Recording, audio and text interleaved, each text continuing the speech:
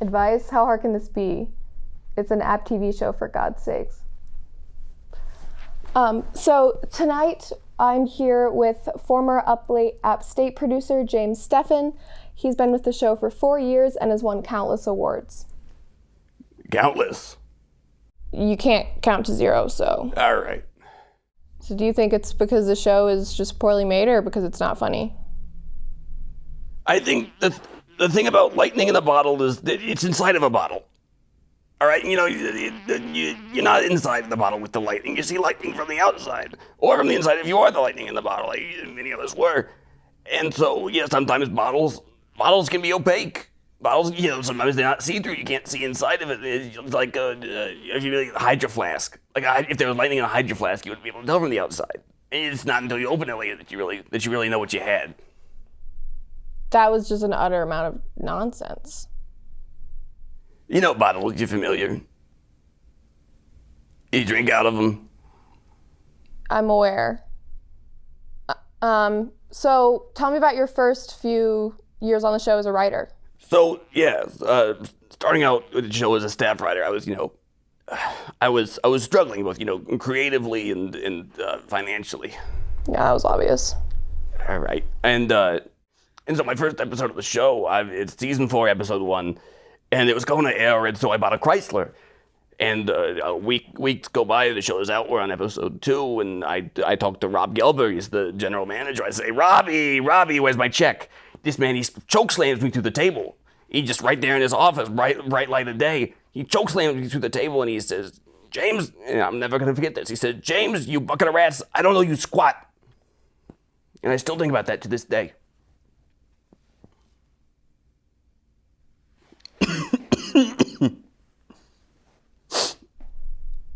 Let's talk about your first season on the show, specifically your character, Yebediah. It must have been hard making a character around nightlife, especially in Boone, North Carolina. Did you think about that at all before ripping off Bill Hader, or did you just not? You know, the funny thing is I have no idea who you're talking about. You don't? No. Oh, I think I'm of the opinion that if you're going to write comedy, the key to writing good comedy, an original comedy, is to never listen or watch or read or interact at all with any other comedian's work, all right? Because once you start, listening to other comedians, that's when you lose your originality. You got to just tune it all out, whether it's, their own work, whether it's criticism of your work or advice or, there's any comments, you just tune it all out. That's how you stay original. That's how you become good at what you do. Who told you that? I'm sorry? Who do you know that's good at writing sketch comedy for a university TV station? That's what I thought. This will shut you up. My next television show is going to be about an assassin, all right? It's going to be prestige, HBO TV show about an assassin. He's going to move to Los Angeles. But he's going to join an improv troupe, all right? Yeah. And he's going to try and leave the assassin life behind, all right? Yeah? How's that for original? Bill Hader ripoff. Yeah, phooey. What was it like taking over as lead writer on your second season of the show? Was there a peaceful transition of power? Believe it or not, it really was. I hadn't expected it to be such a peaceful transition myself. The gap between the sense of humor between myself and the last 2 head writers, it was Jimmy Briggs and Sonny Patel. They thought the height of comedy was these live streams that they would do from the Central Park Monkey Pit. And then they would watch them, they would put them on for the meetings, they would watch them, and they would howl for hours. It was their inspiration, it was their muse, and they would just laugh and laugh and laugh until they lost control of their functions. And one day I come in, the writers' meeting, they've already started, I've got a sketch ready and written, and I'm trying to show it off, and they're too busy cackling because the orangutans. When I read the sketch, I show it to another writer. She was on the crew at the time. It was Grace King, and she reads it, and she looks at me and she says, "James, I need you to look at the monkeys." All right, and I do. And she said, "Look back at your script," and I look back at my script, and she look at the monkeys again. I look at the monkeys again. She says, "Look back at your script," and I do. And she says, "What this character you've got here? This is Bobo the Capuchin. You know it. I know. We all love Bobo. We know Bobo. We've seen him. He's in the monkey pit." But he's not what this sketch needs. She says, this sketch needs a Harold the chimpanzee. And this blows my mind. It's the best advice I've ever heard. And I go back and I fixed it. And I switch out, the Bobo character for the Harold character. And it works. And best advice I've ever get. It really stuck with me. I don't know what to make of that, so we'll be right back.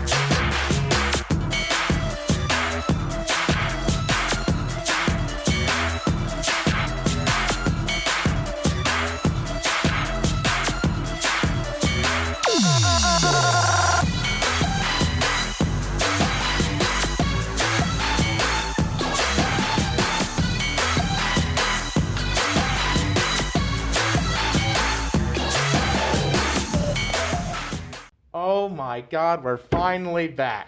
Welcome back to Up Late App State, everybody. My name is Joe Basie. And I'm Sam Spear. And as you can see, we are back in our beloved studio. Oh, Joe, I couldn't be happier to be back, man. I've missed the desk so much. It's like home.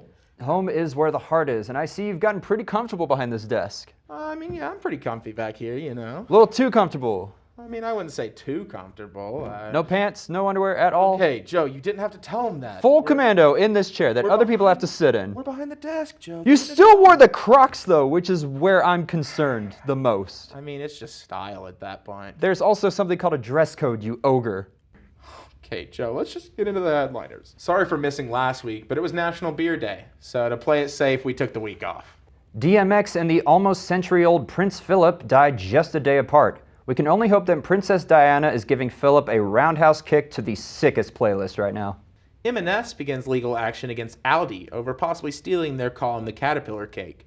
Tesco, Morrison's, and Asda have the same stolen cake, but M&S have a vendetta towards Aldi's. They know what they did to M&S's brother. A man is pushing to decriminalize consensual incest in 60 countries. 58 of them said no, but one said it's okay as long as you throw the word step in there somewhere. He was later beheaded for even bringing it up in the last country, which happened to be Westeros. The Health Ministry of Kyrgyzstan is promoting a poisonous root as a cure for COVID-19. Just please don't tell my weird aunt with the healing crystals. Say what you want, but I trust modern Western medicine. My roommate Kyle mixed 4 Loko with 5 Hour Energy once, and now I'm pretty sure no virus will go near him. Biden announces that all U.S. troops will be withdrawn from Afghanistan by September 11th, on the 20th anniversary of 9/11. In the U.S. defense, it was a Home Alone situation, and we thought we brought them back already. Speaking of Home Alone, Macaulay Culkin and Brenda Song welcome a new son into the world. Hopefully he'll learn from his parents' mistake and leave him at a friend's house. MIT researchers have created an algorithm that creates music from observing spider webs. So we'll finally see the story of the 30 great-grandchildren of Charlotte's Web. The oldest living American has died in Charlotte at the age of 115, which leaves the top spot open for anyone who's willing to fight for it. Regal Cinemas has announced that they'll most likely be back open by May 14th. And over the past 7 months, I've been hoarding all sorts of food to sneak back into there. Minnesota police say they promised not to pepper spray journalists covering the protest. Now, I'm not saying they're lying, but I wouldn't ask any of them to pass the salt. They get these kind of things mixed up easily. Maybe not if the bottles are color-coded. Construction workers were fired after partying with a stripper in a house that they were building. At least they made sure that the pole was up to code. An Arizona woman found her tire slashed and a severed finger in her driveway. Looks like the guerrilla marketing campaign for Spirit Halloween is starting early this year. Matthew McConaughey is considering running for Texas governor. 45% of Texans are backing him, while 33% prefer the existing governor. His platforms are 1, all right, 2, all right, and 3, more legalized weed dispensaries. Darius, the world's largest bunny, has been kidnapped. The over 4-foot rabbit's owner is offering 2,000 pounds to anyone who can return him.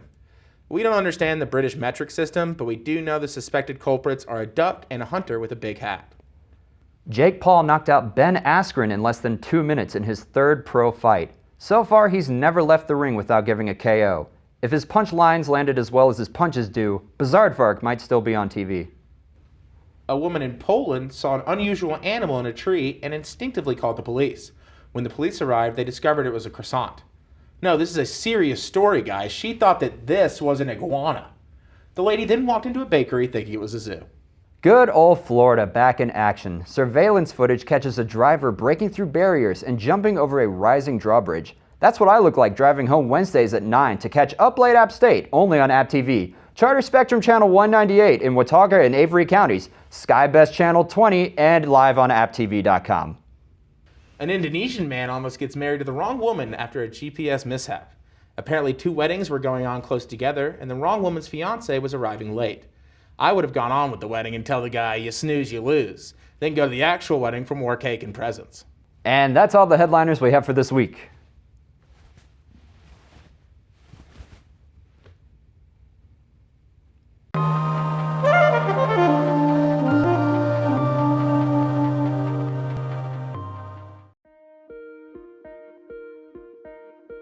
AppTV Max? Yeah, I'm a subscriber. AppTV Max is a must-have platform. It's not a complete failure. AppTV Max is a premium, high-quality streaming service. It's not just a YouTube channel with all of the weird sketches that Max wrote. It also has Teletubbies. AppTV Max is the best streaming service available. A lot of services on the internet these days, they're tracking you and selling your data, and you put up with it because they give you great content. Well, AppTV Max doesn't do any of that. The market was absolutely oversaturated with streaming platforms. They were all struggling for licensing deals, and nobody could afford all of them. And that's when Bianca and Max and the guys got together and said, why haven't we gotten in on this? AppTV Max has amazing original programming. The acting is great. The video effects are top-notch. I joined the production team as a cast member for some comedy sketches, and they said they needed a straight man. I was actually in the Washington football sketch. It was not staged. Those are all real people. We were brought in for a focus group. I totally had a good laugh with the panda after. Yeah, so most good comedies need a straight man for the jokes to play off of. So that was going to be my character. That kind of developed, and there was some give and take. But for the most part, that straight man was me. Yeah, the panda and I. We went out for drinks, told some jokes, and, I may have said some stuff, about China, and, he may have started beating me up again.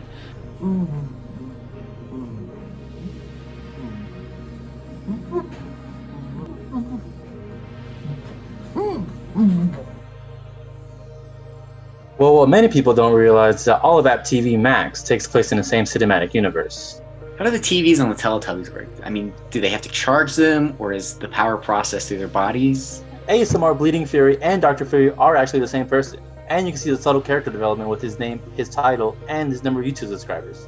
Each appearance that subscriber count goes up by 2, maybe even 3.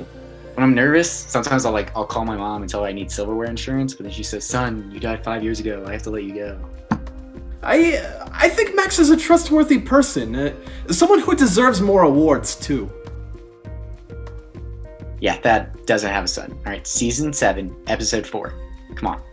Thad's son is real. He just got mixed up with Delaware and disappeared. And Thad had been driven mad by his loss. Thad does not have a son. He never did. Thad never had a son. No, not in this timeline. Anymore. Yeah. You gotta watch Teletubbies in the right state of mind. The AppTV Max Plus bundle deal is the only streaming service you'll ever need.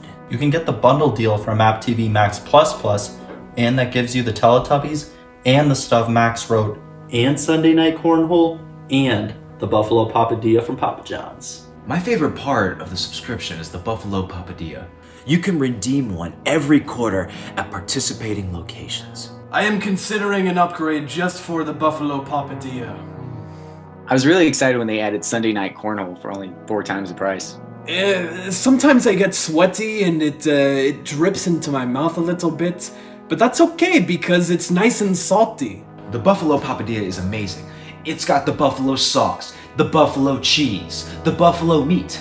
I never said anything about chicken. I spoke to the mayor of Amazon last week. That's the guy that decides who gets to poop and where, all right? And he thinks it's a great idea. World War IV will be between Netflix, Hulu, and Paramount Plus. The Peacock is already dead. Bleeding Fairy might also be the panda from the Washington football sketch.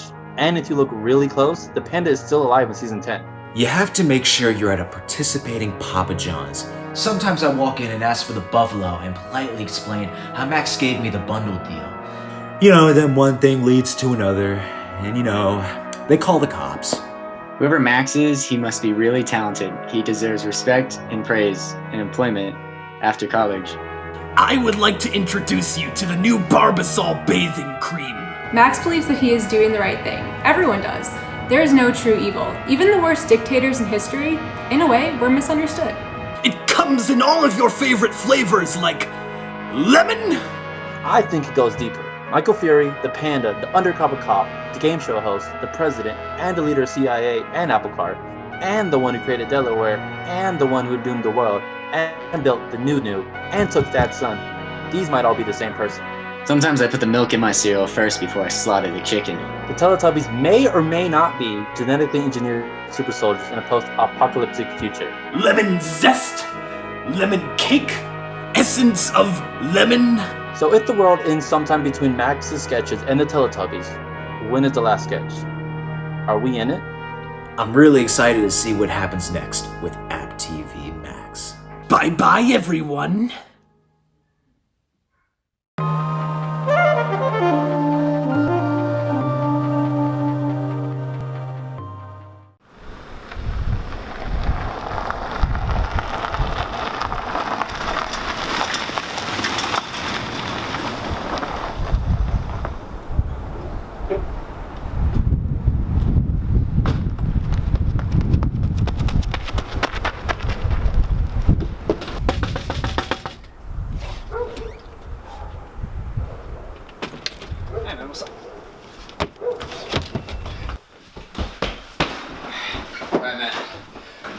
Quick as I could. Thanks, man. I have the body wrapped outside in the backyard. How do you even have a body in the first place, man? I don't know. I was working on the roof, and then my hammer slipped, and then I heard a thud, and next thing you know, we have a body. Slipped? What do you mean it slipped? I was up on the roof, and then I was doing like this, and then it just kind of like slipped. Larry! Freaking out, man. Dude, you're freaking out? You just incriminated me. No, and I'm sorry, okay? But listen, we can never question our friendship after this, right? Oh my god, shut up, man. Whatever. Let's just get the body out of here before the police come.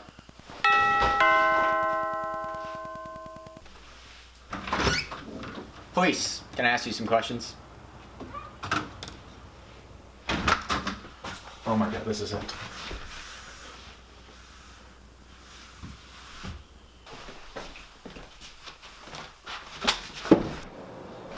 What my friend means to say is, of course, officer, how can we help you? I got a survey here, just trying to figure out how we can improve the town. Okie dokie. All that stuff. You know, I've been saying for a while how this town needs a new laser tag place. Roofs. Am I right? Anyways, you can just fill that out. Yeah. Mail it, drop it off, use the link on there. Sure thing. Whatever. Sounds good, man. Yeah. You go on and have yourself a good day now. Yeah, you too. Alright, get out of here. See ya. Have a good one. You go on, skedaddle on your merry way. Have a nice time. Roots!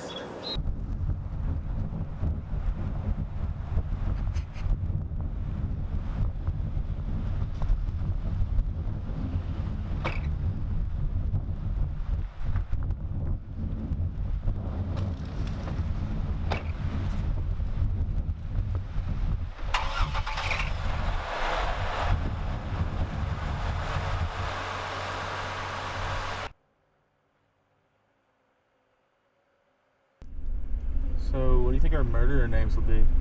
I don't want any part of this. This is your deal. Like Boone Butchers? No. High Country Homicide? Stop. Ortaga Wranglers. Larry. Mountaineer Maniacs. Sorry. No Maltoid. Alright, man. This place should be good enough. Oh, let's bury this little guy. I think this is the most secluded place I know. What is that? It's the body. The body of what? The squirrel. A squirrel? Yeah, his squirrel family doesn't even know where he is right now.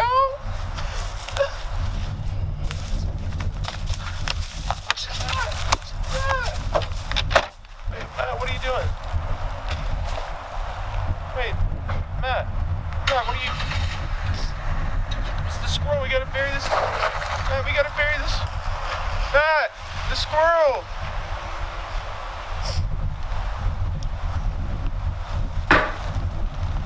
Matt, I don't think Uber comes out here!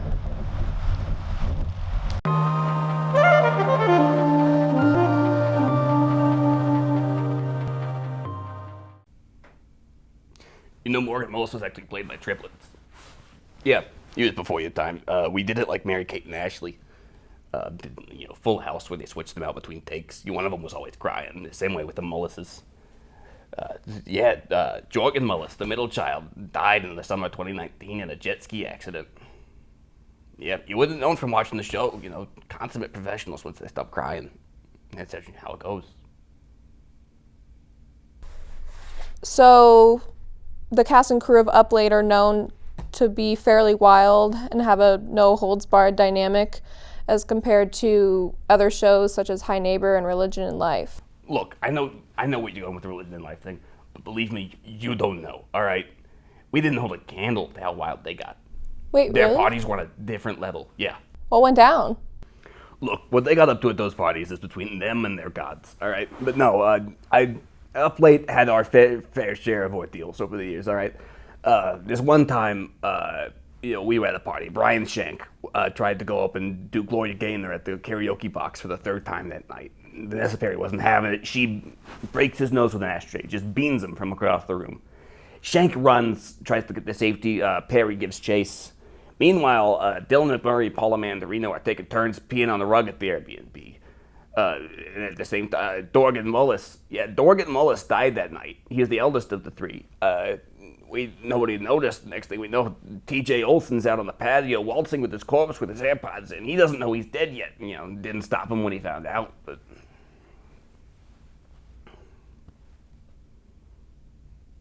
it's just how it goes some nights, Much creatives in the same room.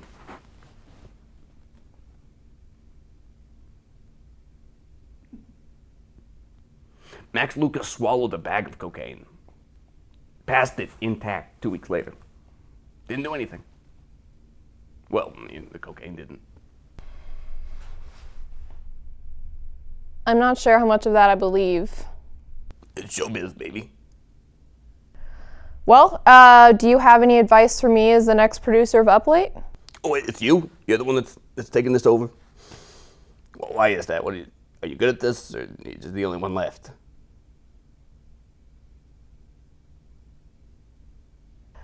I think we got enough. This interview is over. So. You ever eaten a cue ball? Okay.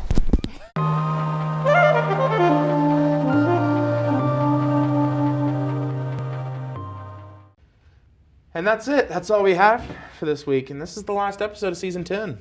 I've always been an optimist, so I don't think this is the end of Season 10, but the beginning of Season 11. That's beautiful, Joe. And we'd like to thank our seniors, James, Max, and Roland, for all the help that they've provided. Phenomenal job, guys. We're going to miss you dearly. Amen. But for the last time this season, make sure you check us out on Twitter, Instagram, and YouTube. I'm Joe Basie. And I'm Sam Spear. And thanks for staying. Up Late App State. Up Late App State. Up Late App State. Up Late App State. Up Late App State.